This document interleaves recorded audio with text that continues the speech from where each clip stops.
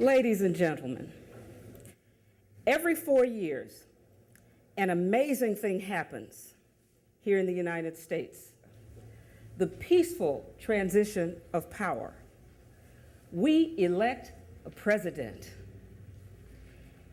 And it's an exciting thing to be able to choose the person who will lead the greatest nation on earth.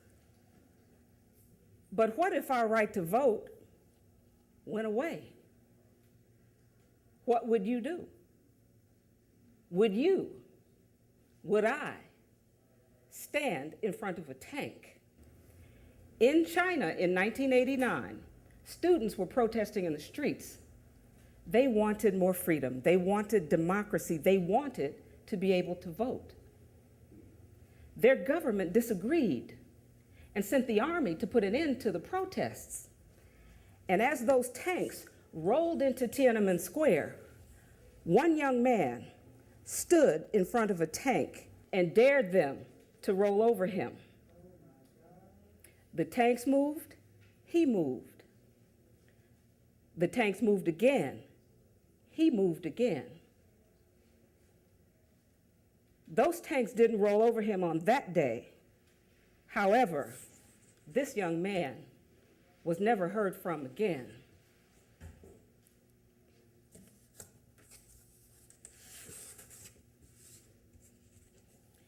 Andrew Goodman, James Earl Chaney, Michael Schwerner. These three young men participated in a voter registration drive in Mississippi in 1964. They were murdered. But curiously, we don't vote.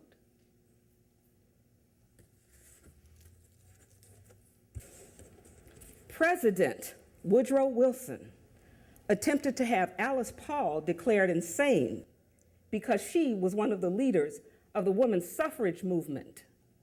She was jailed along with many other women. They went on a hunger strike. They shoved tubes down their throats and force-fed them liquids until they vomited. This torture went on for months.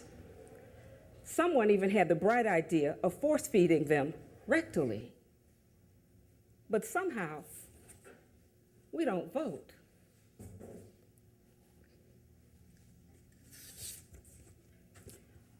Over 416,000 American troops died during World War II, fighting for, among other things, our right to vote. As I stand here, people yet die for the same reasons. But somehow, we don't vote. I was born and raised in Chicago, Illinois. And I don't know how much you know about Chicago politics, but they have a reputation for playing fast and loose with the vote. They see to it that people vote, so much so they see to it that dead people vote. In fact, the unofficial motto of the city is vote early and vote often. But those activities aside, Americans need to understand that the right to vote is sacred. My mother-in-law knew it. She had lived in New York City for 5 years, and she wanted to become a citizen so that she could vote. She applied. She was accepted. Unfortunately, before her swearing-in ceremony could take place, her health began to fail, and she had to go back to Trinidad, where there were people who could take care of her. While in Trinidad, she got her letter saying, please come, be sworn in.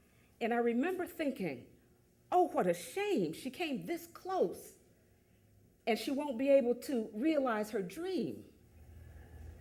Oh, but she showed me something. That 80-year-old wheelchair-bound woman made her way back to New York City, where she stayed with a friend in a fifth-floor apartment. On the day that she was to go be sworn in, the elevator broke down.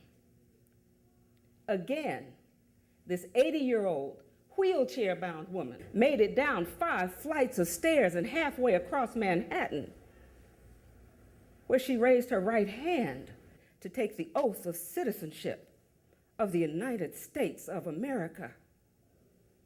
She got to vote in the 1992 presidential election. Voting should be that important to every single American. Yet I'm told that only about 40% of us even bother. And that's in the big elections. Countries around the world are erupting one after another. Libya, Tunisia, Egypt, Syria. They're exploding because the citizens are so desperate for their right to choose their own leaders that they douse themselves with gasoline and set themselves on fire. The past few years have been critical ones here in America. The issues have been enormous. In 2008 was our first bailout bill, $700 billion we gave to Wall Street. Was it a good thing? Was it a bad thing? $700 billion is a monumental number. $700 billion was 9 times more than we spent on education in this country in 2007. With $700 billion, you could buy 12 Bill Gateses. $700 billion will send 13 million students to Harvard for a year.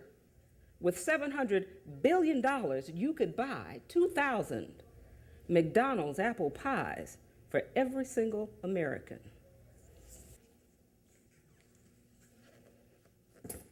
$700 billion reasons to vote.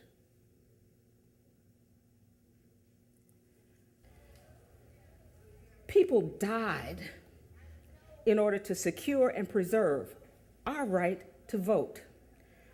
This is not the time to abdicate our choices. We need to step up and make our voices heard. You are the brightest, the smartest. You have the energy, you have the will, you have the soul, and you have the spirit to make a difference in this country, and you don't even have to stand in front of a tank to do it. Please, go vote. Thank you.